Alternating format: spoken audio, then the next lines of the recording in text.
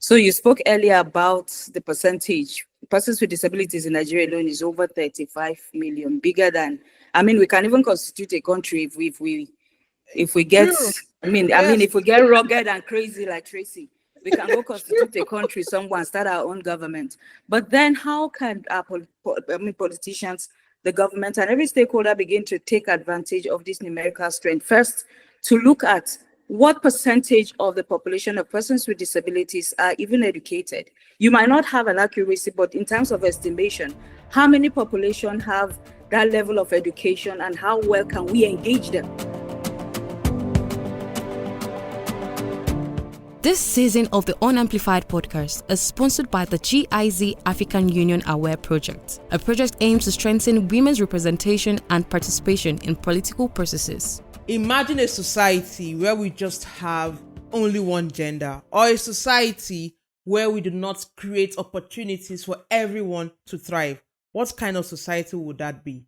My name is Cynthia Mbamalu. Hello, Africa, and welcome to another episode of the Unamplified podcast. With me, as always, I have my co-host. Hi everyone, welcome to the Unamplified podcast. My name is Queen CY. You know that I always come with the vibes. Yes. So today we're discussing diversity matters. Yes, and Cynthia, I will say that I'm looking forward to this conversation because we do not always discuss diversity to the point of disability inclusion. We've not discussed that. We are not always discussing that topic.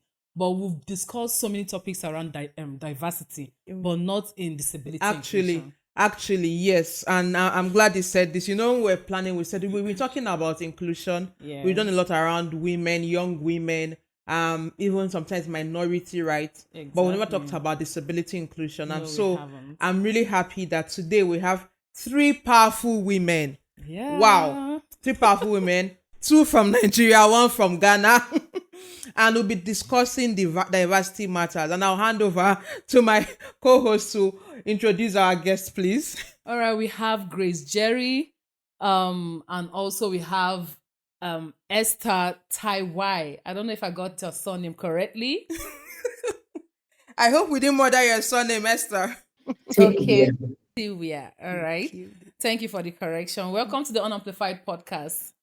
Thank you for having us. Glad to be here. Yes, Esther Tiwa is actually the executive director of GenSed in Ghana, and my sister Grace Jerry heads IFA, which is Inclusive Friends Association. And in the studio, we have the one and only Tracy Onabi. Tracy Onabi also works with IFA, Inclusive Friends Association. Welcome to the Unamplified podcast. Thank you for having me. Yes, ladies, this is an all-women panel, actually, to think about it. 5 women discussing diversity issues. And like we mentioned, we'll be talking about disability. A lot of times when we think around the society, there are several stereotypes that are used to either question the competency or capacities of young women with disability to lead. And those stereotypes are mostly used to exclude young women with disability from political leadership. And I would like to get the opinion of our guests, and perhaps I can begin with Grace Jerry. What are those stereotypes that you've experienced or you've seen in the society, keeping young women with disability, excluding them from political leadership? And in your view, why do you think diversity matters in our society? All right, thank you very much, Cynthia. And first, to commend you for a great work that you're doing, and especially for spotlighting issues of women with disabilities as regards politics and election. I say kudos to you. I believe that you coming up with this session or this topic today is because you would agree with me that we are in a society that pays very less attention to issues that accommodate diversity and inclusion as a whole. And the diversity looking at participation of women with disabilities, and even the youth. You will agree with me that there's very little attention that is paid to. And also that we are in a society that I would say doesn't even care, especially when you look at the political space. They don't even care whether there is that participation of this demography that I just mentioned. And particular reason is because, first of all, if you talk about the youth, the first thing that comes to mind is they are young. They should go focus on TikTok and other, interesting things that will entertain them, and not really have a say or a decision in the affairs of the country. When you talk about women, of course, you and I will agree that women are placed in a certain position where it seems that your position is either at the background or invisible. But then it's worse even for a person with disability. So first, gender, your place as a woman already has placed that stigma on you. And secondly, as a woman with disability, so you are doubly jeopardized, because first you're a woman, a female. Secondly, you're a person with a disability that has this tag as someone who can't even protect or provide for his or herself. Talk more of being saddled with the responsibility or the affairs of an entire nation. And for that reason, such demography are excluded. So I will look at gender first as a tool where politics and the decision makers or the stakeholders within the political space use the gender as a tool to relegate. They use disability or impairment as a tool to relegate, and they use your age, someone who is a youth, as a tool to just relegate you to the background and not give you a chance or a position to add to nation building. Yeah, thank you. I love the intro you've given to us, Grace. And I'll go to Esther. Because you also work on issues of inclusion in Ghana and in different countries on the continent. So what's the experience like? What are those stereotypes and why does diversity matter? You see, for me, for my experience and the work that we've done over the years, I've come to realize something that we are moving fast with terms and concepts and ideas that the society has not been prepared to accept. And so, for what I've seen is that there's that huge thing in our society where, in the days where persons with disability are seen as people with spiritual issue, you are cursed, you are whatever. Why should such a person that is perceived to be cursed to be leading us? We have a society that has not been able to transform behavioral-wise, mindset and everything. And so when you have a society that thinks like this, automatically what they feel is that, why should I have a cursed person or somebody that we perceive that he has been cursed to be our leader or to be part of us? And so there is that pushback from the community. And let's also remember that the political class are looking for political power. Not necessarily they are looking for togetherness. They are looking for political power. And so with community with this kind of mindset, and then you also have a political system that is heavily monetarized, heavily from every angle of the word politics. And so you have these people in the society where they don't even have the political capital, first of all. They don't have the financial capital to say that we want to be part of it. It makes it more difficult for them.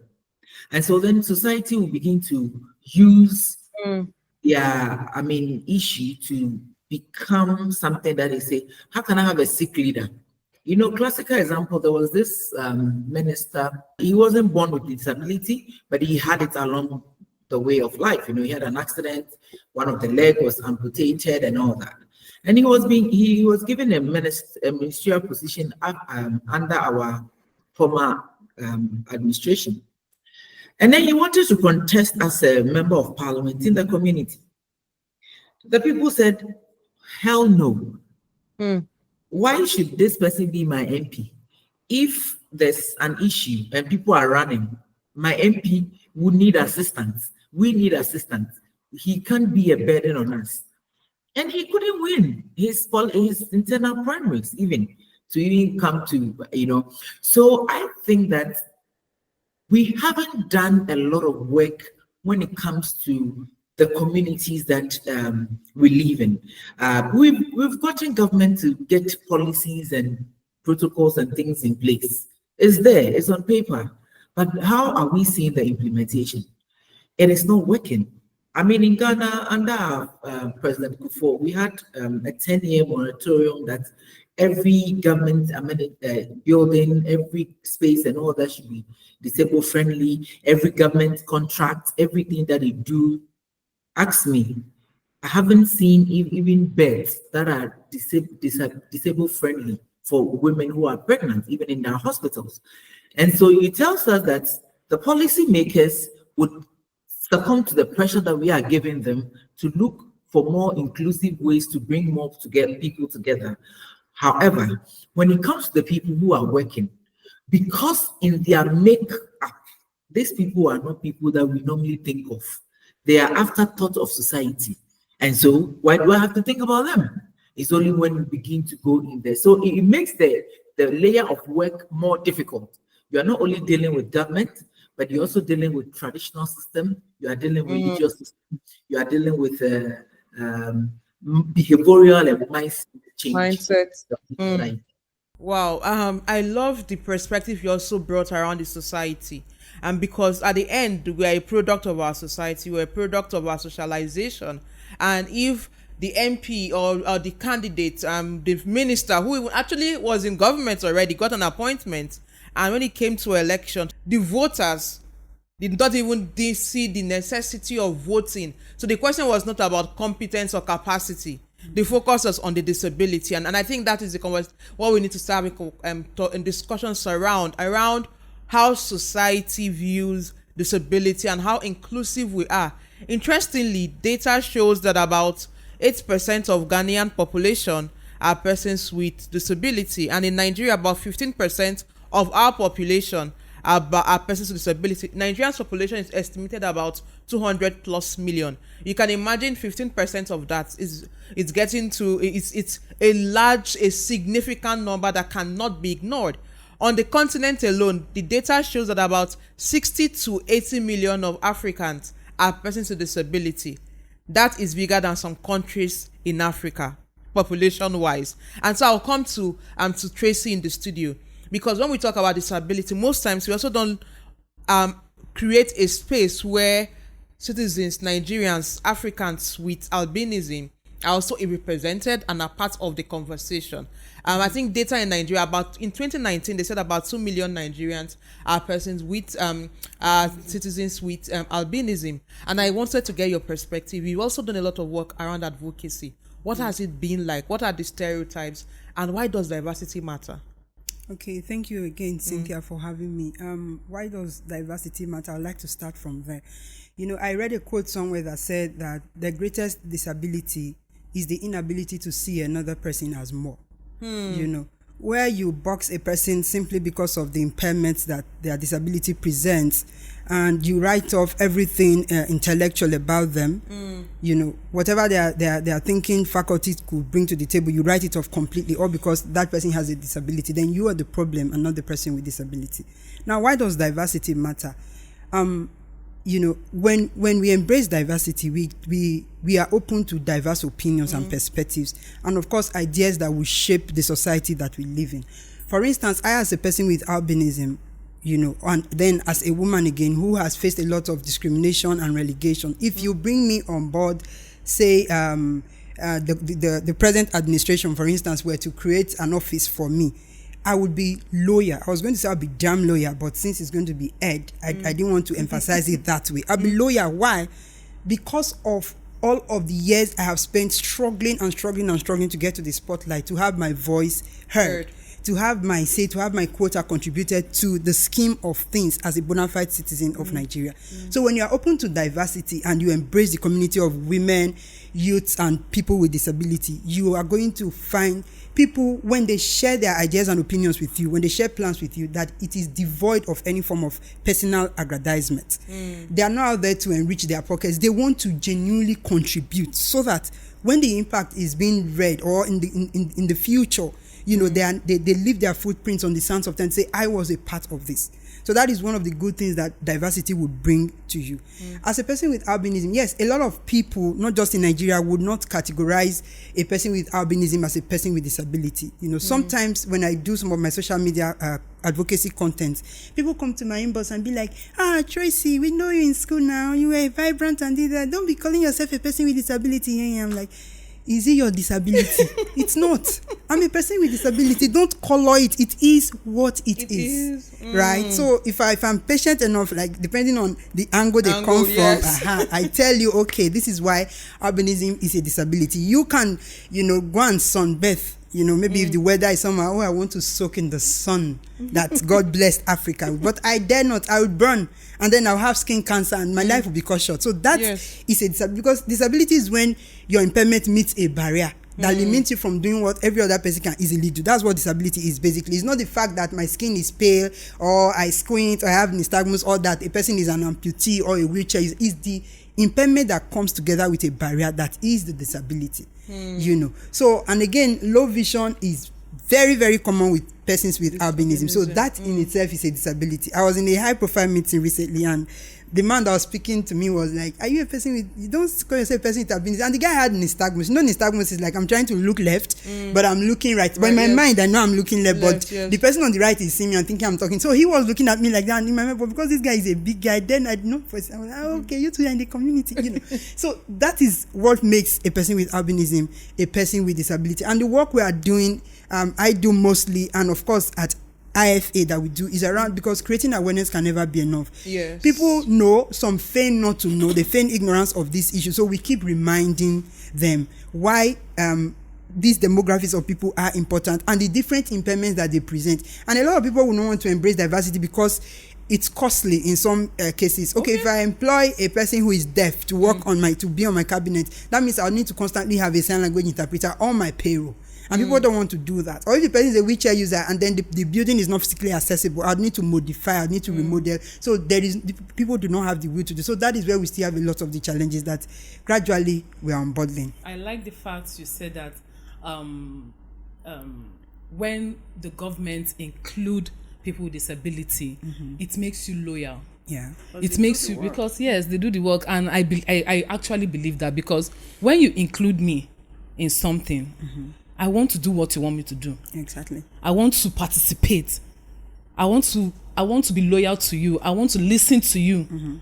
And also, it even reflects to life. Exactly. We see that once there's inclusion in the society, irrespective of people's belief and their ability to do things, we'll see that there's this, it makes society more better. It brings good decision making in the society, and good policy are being brought, because when voices are being included in conversations, that conversation becomes smarter, more intelligent, more better. So that brings me to a question I want to ask you, Tracy. The question is, how does your personal experience as a woman with albinism influence your approach to advocating for inclusive democratic process? Can you share some of your experiences? Okay, how my personal experience, influenced my approach. Okay, before I joined IFA, my approach to advocacy was very rugged. Like, I did fight, that kind of thing. Pardon my language. So I was not very diplomatic in my approach. You know how you'd have to map out your stakeholders, target them individually. So my advocacy was as the situation presents itself. For instance, if I get into a room and you talk down on me because I'm a woman with albinism, I'm advocating to you, but in a very rough manner. You will not know it's advocacy.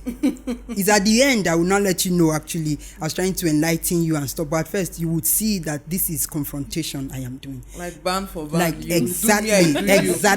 I give you the same energy with which you addressed me. Like, just call it aura for aura. Exactly. Like, you look at somebody beautifully dressed, very articulate. Simply because I have albinism, you write me off. Like, how? Why would you think like that in this dispensation? Where have you been? So at that point, I don't make excuses for people. I don't care if you're not enlightened, if you've never been in a space where they talk about disability issues, right? But presently, because of the work that we do, in the development space, you have to be very diplomatic and respectful. You have to Yeah, so now I use my personal experience to let people know that there is need for us to, if you see an artwork, you go to a gallery and you just see a plain black, they just put it there, you will not be enticed to go look at it. What is, there are no lines, there are no curves, there's nothing, there's just there plain, like the wall behind you. You wouldn't want to, there's nothing. But when you see an artwork that has different lines, different shapes, different colors, that is diversity. You will be moved to see what is more about this, right? So I've had an experience where for example, I was applying for a job sometime. I sent my CV. Back at days, you don't put your passport photograph on CVs. You just send everything. You just send them. Yeah. So the guy saw the content and they liked it. They called me. At that point, I was in Edo State. So I told them I cannot come on the date that was set for the interview. And they gave me an extra date. Why? Because they were just seeing 2 and 2 and everywhere. But when I showed up, I took the risked my life. I did not fly. I took road, came to Abuja for the interview. I sat there at the reception. They brought me water. I was waiting. And then the man, the owner of the firm himself, came out and like, "Hi, I'm so sorry. We had to make you come all the way. We're actually looking for a man." I'm like, on my CV, it says female. You said female. For God's sake, you spoke with me on the phone. How baritone, like how deep is your my voice voice? is not even deep. That you would assume, That's, maybe by some spiritual intervention that I was female, and it was just glaring. I knew why. Because he had seen I was a person with albinism, he felt I couldn't deliver. But the CV, like this Mazim in law, let me not go and quote it wrongly, they will beat me. But it means that the fact speak for itself. Res ipsa loquitur. Thank you. Yes. So the CV spoke for itself. There's no way you could tell me you didn't know I was female. So that and several other experiences had now made me say that, okay, if I had known better at that point, I wouldn't have left. I would have spoken to the guy like, "Sir, respectfully, I will be able to do this job, my disability notwithstanding." The truth is, it's not about how I do the job. If I have to raise my eyelid to put a document in my eye to read it and present my case in court, it should not be a problem to you. It is the decision of the court at the end of the day, or how I'm able to articulate my point and make my submissions, that should matter to you. So how a person with disability does the thing is not the issue, but whether they're able to deliver at the end of the day, irrespective of the methodology. So now what I do is I take all of those experiences, I use it in story format, and of course experiences of other people with disabilities, and I use it to talk to stakeholders. We've had several engagements with stakeholders, some in the area of inclusive education. I've let them know that if you do not provide inclusive education for children with disability to learn, tomorrow they'll be uneducated adults. And we are trying to rid our streets of beggars and all whatnot. But how do you expect a person to access economic empowerment without basic education? So I take these stories and use it to coin a message that is stakeholder specific, depending on what thematic area we are working on per time. Thank you. Because I also want to get Grace and Esther. I'll start with Grace. You've done a lot of work with IFA, both in Nigeria and even within different countries in Africa. In your engagement so far, either in political space or just in social gathering generally, what are those major stereotypes that persons with disability face generally, and then the issues around lumping disability as one? Are they peculiarities? Are they things we need to understand about this social, and I use social category because I don't think it's a homogeneous group. I think it's a heterogeneous group. So what do we need to learn about these things, and how can we engage as citizens in our respective countries on this issue? I would begin by also saying that issues of diversity needs to be paid really close attention to. And Esther and Tracy has really spoken so well on why there is need to think diversity and inclusion. Now, in the course of our work, we have encountered persons with disabilities who, are professionals in their own sphere of work. People who are outstanding, people who are shining through their various field of work. And beyond the disability, or if people can look beyond the disability and just engage with them on that intellectual basis, you would see that, disability, it's not even something that you should look at or should even consider. Why? Because the person has come into the room or come into that conversation with so much expertise and intelligence. Looking at the work we've done around political participation and of course electoral participation, when I got into this space and we began the work around electoral and political participation, what was the narrative? You won't see persons with disabilities. That's what they would tell you. They don't come out to vote, or they don't they are not part of the political party. They are not registered members of a political party. But then when we did our findings and we dug deeper, we realized that it's even the society that is the barrier and the challenge. And because of those barriers, that's the reason for the exclusion of this demography. And that's why you would say we don't see them. And then because we did our findings, we realized that first looking at electoral participation, there were a lot of barriers to voting for persons with disabilities. There were no materials in accessible formats. The polling unit is inaccessible. The civic and voter education is not even in formats that will include this demography. So you would see that persons with disabilities are forcing their ways to even be seen at political spaces or even voting spaces. Now, if you look at the social space in general, in terms of public structures, how accessible are public structures? So, for instance, if Grace wants to go hang out with her girls, first, Grace is even someone on a wheelchair. I'm a person with physical disability. I'm on a wheelchair. If I need to go hang out in a public space, go have drinks with my girls, or go watch a movie at the cinema, how accessible are our public buildings? So you would see that the challenges are bound across board. Is it in political participation? Is it in your social, your general living in the society? Yeah, so the barriers are enormous. And that is why we continue to call the attention of every Nigerian, from the government all the way down to whoever matters, to say that there is a law in place. And this law speaks to why there is need for issues of inclusion to be taken seriously in terms of physical accessibility to structures, in terms of political and socioeconomic life of persons with disabilities, in terms of access to health, education. And I mean, the law provides for all of that. And why won't the government pay attention? Why won't every key stakeholder pay attention to the law that is in place? For instance, Nigeria, we have the Discrimination Against Persons with Disabilities Prohibition Act. And the provisions of that law are so specific that all you need to do is just to read through it and adhere to what the law says. Nigeria is also a signatory to the UN Convention on the Rights of Persons with Disabilities. What does the article, what does this treaty say? You are a signatory to it. Why won't you adhere to what the article says? And for us, that is what, makes our advocacy, sometimes, like Tracy says, sometimes we want to be rugged, but sometimes we want to take the carrot and the stick approach to say, hey, yes, you've tried in a little way to say, okay, I've started looking into issues of maybe employing persons with disabilities.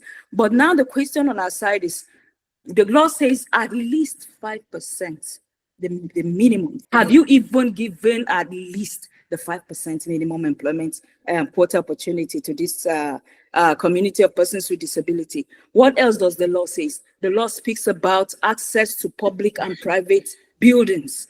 How well are our buildings across the country? Now, if I happen to go conduct an audit now, say in the presidential villa, be rest assured that I would find places that are inaccessible for persons with disabilities. So if you talk about inaccessibility, it cuts across, whether you are trying to make your mark in the political space, whether you are trying to live your day-to-day life, whether you are trying to just make your mark as an individual with great intellect, as an individual who has the expertise. These barriers are just everywhere, and those are the things that I think that every one of us need to pay close attention to, from our government all the way down to every citizen, paying attention to removing those barriers that have posed as a great barrier to the disability community. Thank you. So, Esther, there are initiatives like the Maputo Protocol Scorecard to ensure government accountability to women's rights in Ghana. Are there lessons from that experience, and how do we promote regional collaboration, achieving young women representation in government? Like I said earlier, and Grace, thanks for reiterating some of the things I was saying. I think it's very important that we really look at how policies and protocols and conventions and all that are really working. And for us, and I always take joy in saying that were the first to do a scorecard of the protocol. I know it's quite a tax to do that. And so even though we've done trainings for other civil society in other countries to do, it is becoming tough for them to do. You know, when you are able to do the scorecard, it helps you to measure where government is, where are the gaps, what needs to be done, and how should you take your work forward. And so for me, I think that as where we are now, we pretty much have all the protocols. Like Grace mentioned, Nigeria is signatory to everything. Ghana is signatory to everything. And I think at the time when Ghana started fighting for PWD issues, Nigeria probably have not started. When our electoral commission was having all the voting tools for persons with disability and all that, I think Nigeria has not started. When our former presidents in 2000s were talking about 10-year moratoriums and all that accessibility and all that. But we have all these things. These are not working.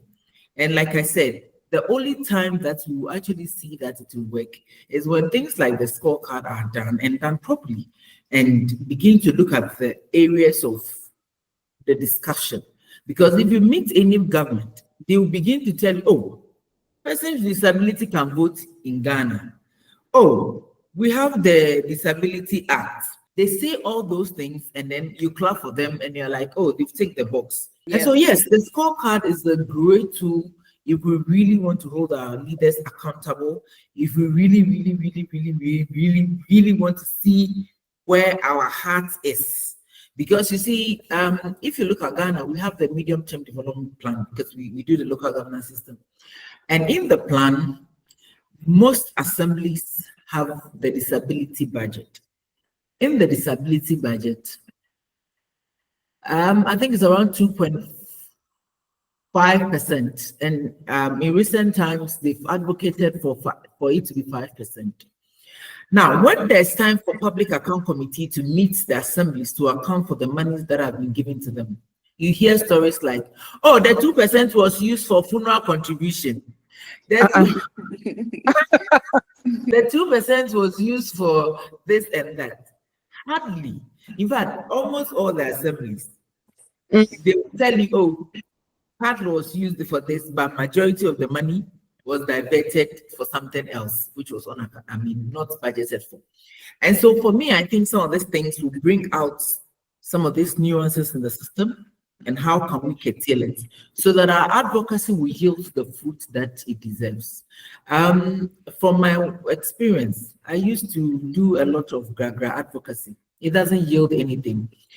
We need to get to the point where we are having evidence-based advocacy, where government begin to feel like, wow, these people are not against me. They're actually telling me something.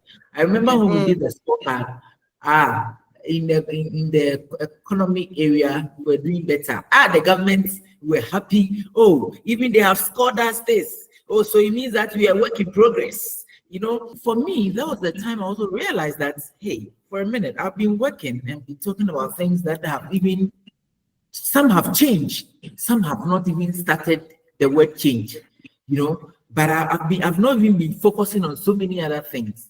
And so for me, I think that the scorecard is a very good tool and it's something that society needs to continue to learn how to do it and do it properly and then use it to advance their work. It really does help. It's just like CEDAW. CEDAW has been successful to some extent because there's shadow report from civil society and from government. And so the CEDAW committee sits, civil society presents the findings, government also come. And so then you see the synergy. Government is trying as much as possible to meet the regulations or the guidelines of the CEDAW committee. They are trying to make sure that CEDAW is being implemented and all that. But when it comes to our regional instruments and our continental instruments, there isn't any watchdog about after it, making sure that governments are doing the right thing. And so as civil society within the space, we have to become the watchdog so that we'll be able to do some of these things and then use it as a tool to hold them accountable. For them to begin to also think that wow, these people are also here. They would require me to be accountable to them. And also because also in our countries, I'm sure that if you line 10 civil society organizations, even gender organization, and talk about the CEDAW, everybody knows CEDAW. You talk about Maputo Protocol, chances that half of them would have just heard about the protocol, but not necessarily even knowing the content. Yeah. Yeah. So if you ask them, oh, do you know the ECOWAS supplementary protocol on gender, the ECOWAS protocol on government? No idea. Oh, do you know the African Charter? No idea. And it's so because our continental and regional bodies are not placing emphasis, they are not placing importance on some of the laws that they make. And so then what happens is that when there's an issue, there's a conflict, people refer them, what is your use? We are not seeing what you are doing as ECOWAS. Yeah, as AU, we are not seeing what you're doing. So we as watchdogs, when we're able to do some of this thing, I think it helps. And then again, it makes the politician become aware that there are people who would vote for me, not necessarily that they are PWD, but because they are very sensitive to the issues of PWD. And so I have to do my best to make sure that I implement things or say things that would be in their favor, that they would also give me their vote. In fact, our elections shows clearly that when minority groups are well positioned, politicians respond to them. We had a party that said, okay, for the first time, let me have a woman as a vice presidential candidate. The party now began to realize that majority of Ghanaians are women. The voter register, the Ghanaian voters are women. So what do I have? Let me try to sing to them. If you look at the manifestos, it is very gender sensitive, extremely gender sensitive. I mean, even when we gathered info data and we met with the manifesto committees, they were excited. They said, you have made our work easier. We are just going to copy and paste. Just be on stamp. For explanation, you just give us. It's a problem. And even if you look at the budgets, the first year of this administration's budget, you realize that it is also very gender sensitive. You know, so when we do some of these things, it brings the awareness. Mind you, I have also come to realize that the people we are dealing with, some of them have no idea of the discussions we are having here. They think that we are talking about gender. Oh, it's about the number of women in the party. Oh, we have women organizers. Oh, but Esther, you have been disturbing us. Don't you see the women organizers? That's what they will say. So, because their mindset is limited to the numbers most of the time, Yes. the real work is not done. And so then it is important for us to bring some of these things to their bear, for them to grab the knowledge and be able to work around it. So for me, I think it's a very good thing, and it needs to be done across the board. Yeah. Thank you. What would be your call to action, Esther? And then for Grace, my question is, what would be those two significant things you think can be done to increase women with disability participation in politics? And then your call to action is also, and then Grace. So for me, I think that it's very important for us as civil society to begin to understand the dynamics of the work we are doing. How are we working on our society? How are we working with religious bodies? How are we working with traditional authorities? And even sometimes we can, how are we even working with people, this herbalists, you know, the herbal medicine people in the community, for them to begin to understand some of the things that people go through, that if somebody has a medical condition that makes the person disabled or something, doesn't mean that the person is bewitched or is a witch or is, as Nigerians say, is Obanje or whatever. How do you say? It doesn't mean that the person is like that, you know. So how do we work with this kind of people? Because they are very critical and they inform the community a lot. How do we get our traditional people to also speak the language that we want them? How do we get our religious bodies so that they do not make it look like you are cursed, you are this, and deliverance and all this? So how can somebody perceived to be cursed and that needs deliverance, believe me, it won't happen. How do we begin to work on them? And then how do we begin to work with our government, okay, to understand the protocols and the charters that they themselves and our parliament have ratified and signed, signed and ratified. Because some of them, when there's a need for them to craft some of these things, they bring in technical experts to come and do the job. So when the technical experts' work is done and it's gone, who is interpreting the law to them? We have no clue. They move on with their lives. So how are we working with them to make sure that they can understand what they have signed on to and all that? And most importantly, how are we working with our local government institutions? How are we working with the Ministry of Finance in our countries to make our national budgets very friendly when it comes to PWD? For gender, we have the Commonwealth Gender Sensitive Budgeting Framework, which countries are struggling to achieve.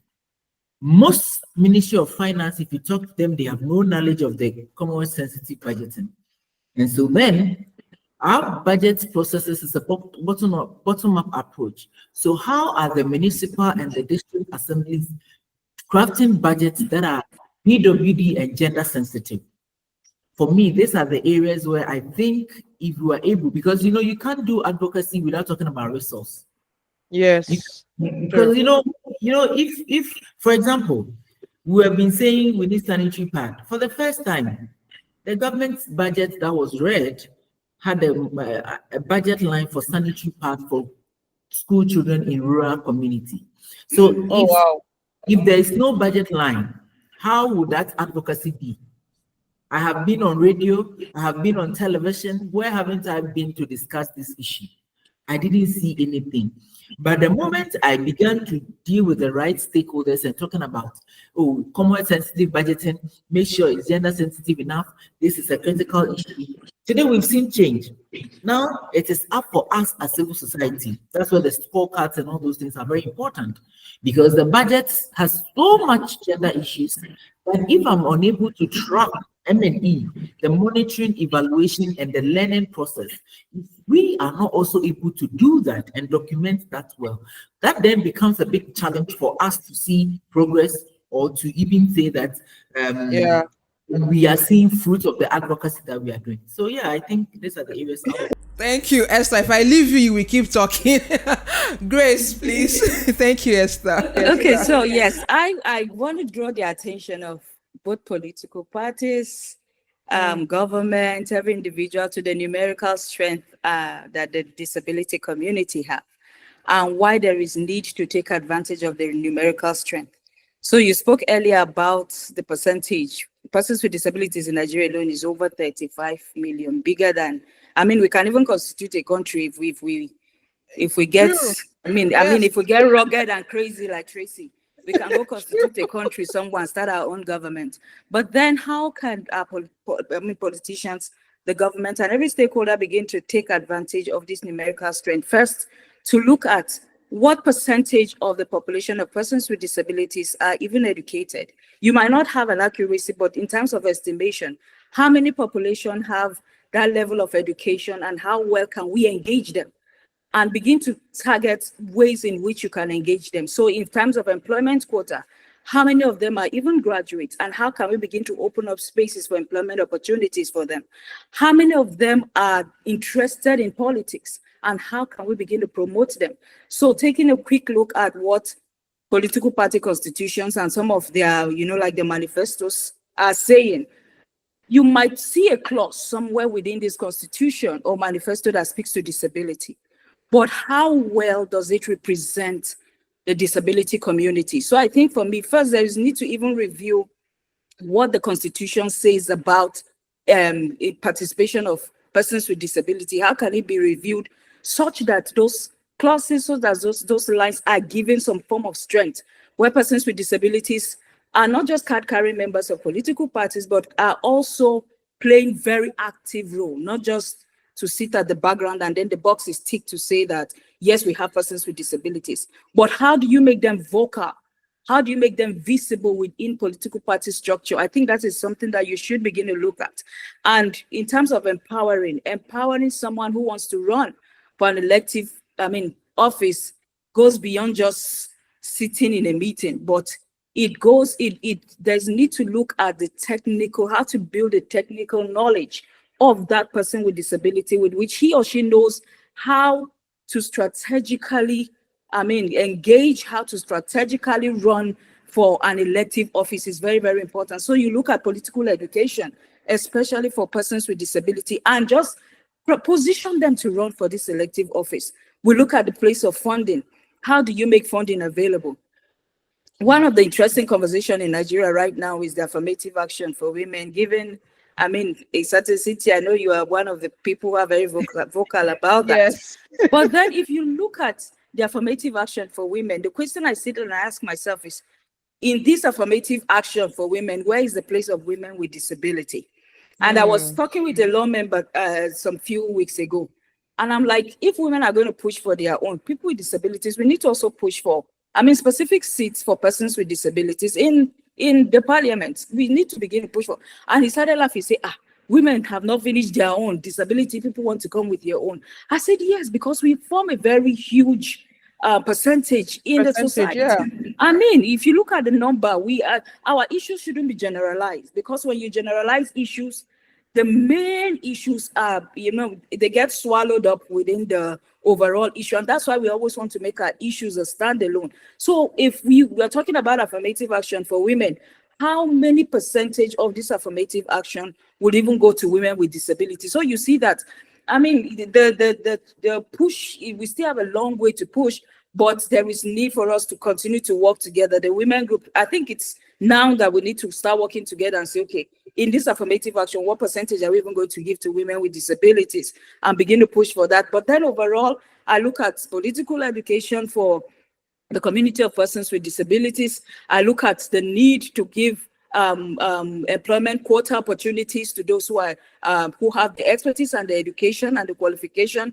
There is need to also look at there are a lot of research in the spaces right now, research that we have done at the Inclusive Friends that have able to pull out those barriers that do exist and why persons with disabilities are not able to participate meaningfully or gainfully in the society. There are recommendations that you can work with. It's in our website, it's in the spaces that you can work with. So you are not left without not knowing what to do. The resources are out there for you to be able to pick and know what to do. So, for me, it's time for you to begin to engage and look at why this community of persons with disabilities need to be seriously engaged and be given strategic positions to begin to function and hold. Thank you. Thank you so much, Grace. Tracy, we've talked a lot around your personal experience. You're also a major advocate, and the question is, how has your experience so far identified innovative ways to ensure better inclusion of persons with disability? And then in your own proposal, what will be those significant steps you want to see in the society to promote representation of persons with disability, especially young women with disability? Okay, thank you again. So I would like to start by saying that just to draw our attention back to something you mentioned earlier when you said lumping disability in the society. Yes, the umbrella descriptive term is persons with disabilities. You want to talk about the issues, persons with disabilities, you're in order.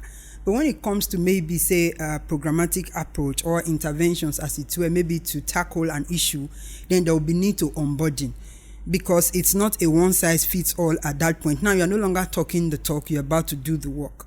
What I, as a person with albinism, would need maybe as reasonable accommodation, or what I would prefer to call economic empowerment, might not be the same that a person who is a wheelchair user or who is deaf or who has psychosocial disability may need. So it's at that point that you onboarding it, so that it's easy for you to spotlight what the issues that are peculiar to that particular type of disability is.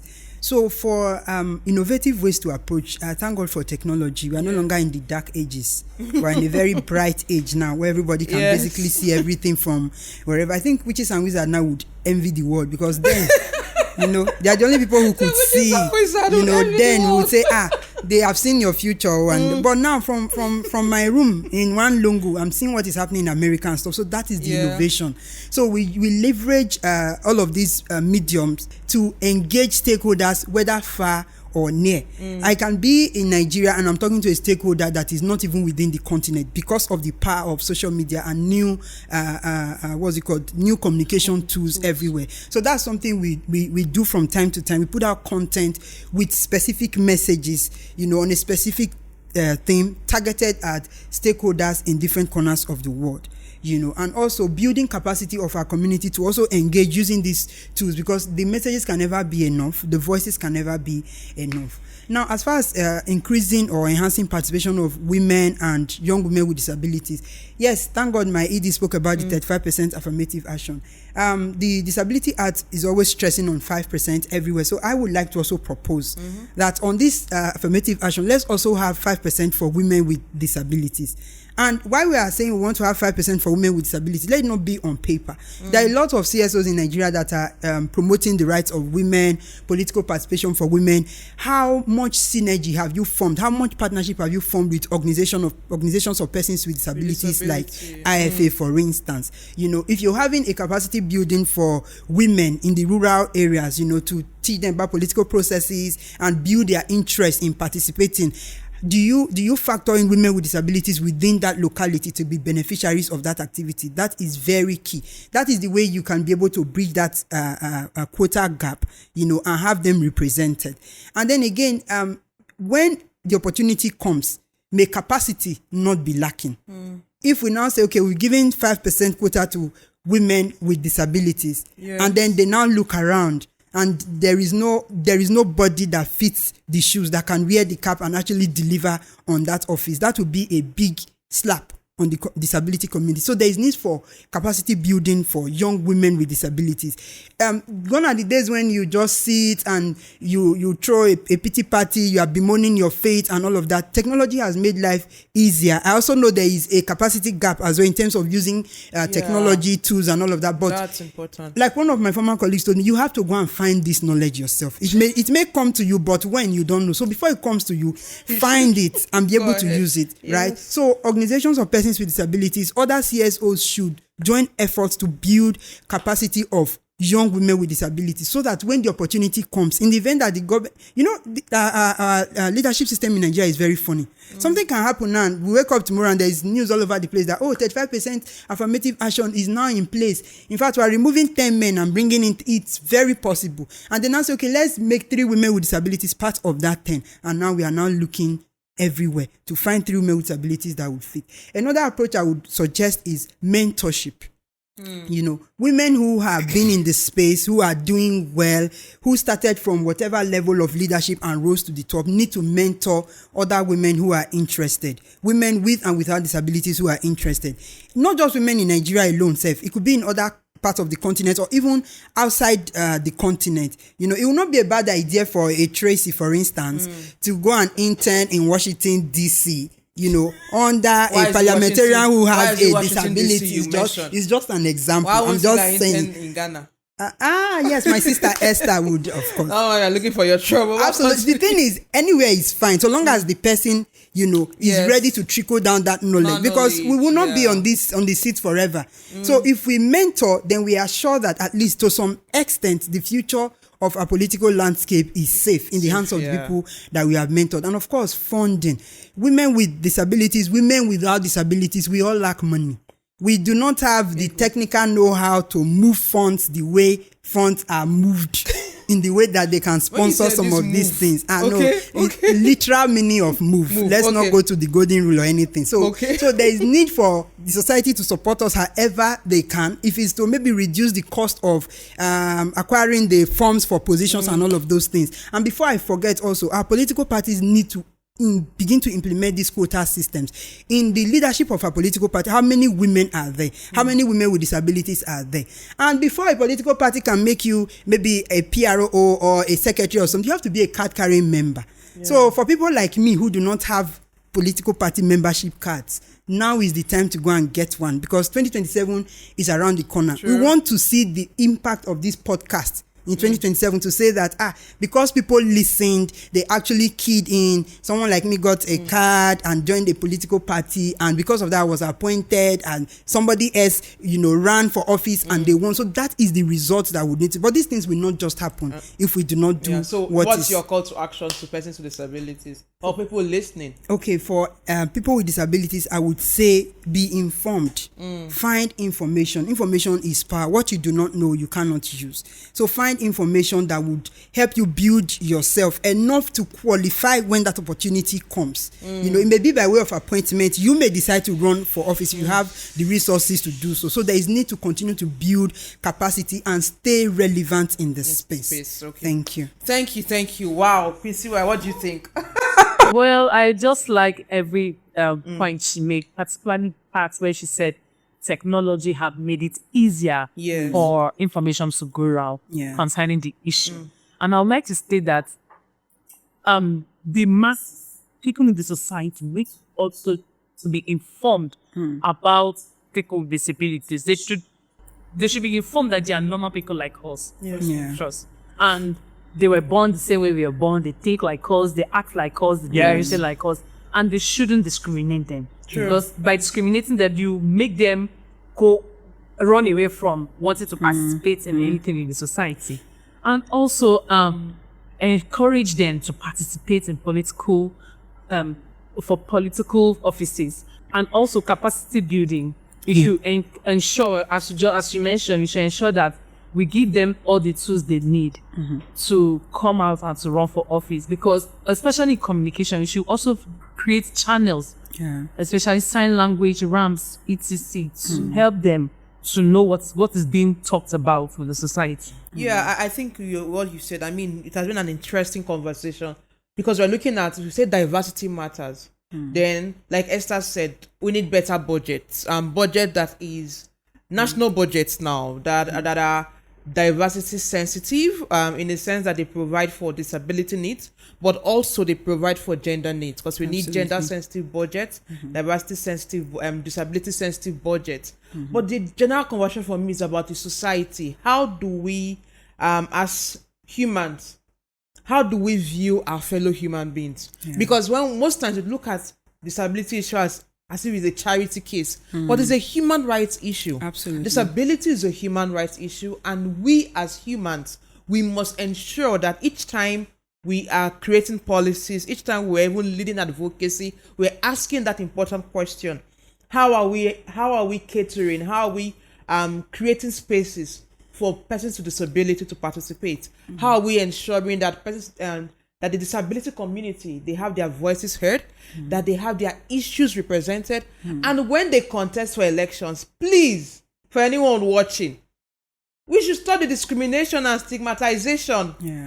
Persons with disabilities are humans and citizens like every one of us, with equal rights and opportunities. And so I think for us as a people, we need to also create that opportunity to have conversations around disability issues and open up spaces for more people to care about disability issues. And most importantly, we cannot afford to leave anyone behind, because a developed Africa is an Africa where every member of the society is included in decision-making processes. Thank you so much to my guests. Quincy, why can we appreciate our guests? Thank you, Grace Jerry and Esther Tiwai, for your great contribution to these interesting topics. We'll look forward to having you next time on our podcast. Thank you, Tracy, for your wonderful contribution to this great topic. I'm hoping to pull you again, Tracy, on another episode. So I hope you'd be available to join us when we call out. I hope I find my way again. You would always find your way. You'd always find your way. And to our audience, you know what to do.